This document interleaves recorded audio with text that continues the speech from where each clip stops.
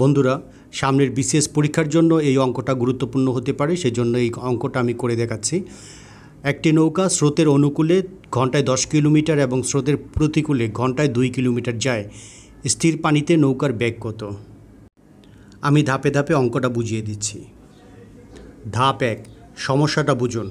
এখানে আমাদের কাছে একটা নৌকার গতিবেগ দেওয়া আছে যখন সেটি স্রোতের দিকে যায় এবং যখন এটি স্রোতের বিপরীতে যায়। আমাদের বের করতে হবে, যদি জল স্থির থাকে তবে সেই নৌকাটি কত বেগে চলতে পারবে। ধাপ 2, চলক নির্ধারণ করুন। ধরা যাক স্থির পানিতে নৌকার বেগ ঘন্টায় 1 কিলোমিটার এবং ধরা যাক নদীর স্রোতের বেগ ঘন্টায় y কিলোমিটার। ধাপ 3, সমীকরণ তৈরি করুন। যখন নৌকা স্রোতের অনুকূলে যায় তখন নৌকার বেগ এবং স্রোতের বেগ যোগ হয়, তাই আমরা লিখতে পারি x + y = 10। সমীকরণ 1। যখন নৌকা স্রোতের প্রতিকূলে যায় তখন স্রোতের বেগ নৌকার বেগ থেকে বিয়োগ হয়, তাই আমরা লিখতে পারি x - y = 2। সমীকরণ 2।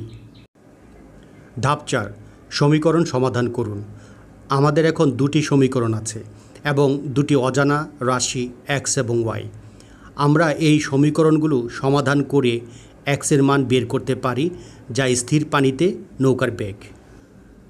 সহজ উপায় হলো দুটি সমীকরণ যোগ করা। x + y + x - y = 10 + 2, or x + y + x - y = 12, or 2x = 12।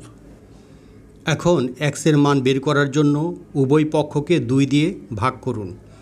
x = 12 / 2, x = 6। ধাপ 5, উত্তর লিখুন। উত্তর হলো, স্থির পানিতে নৌকার বেগ হলো প্রতি ঘন্টায় 6 কিলোমিটার। আশা করি এই ধাপে ধাপে ব্যাখ্যা আপনার কাছে সহজ হয়েছে।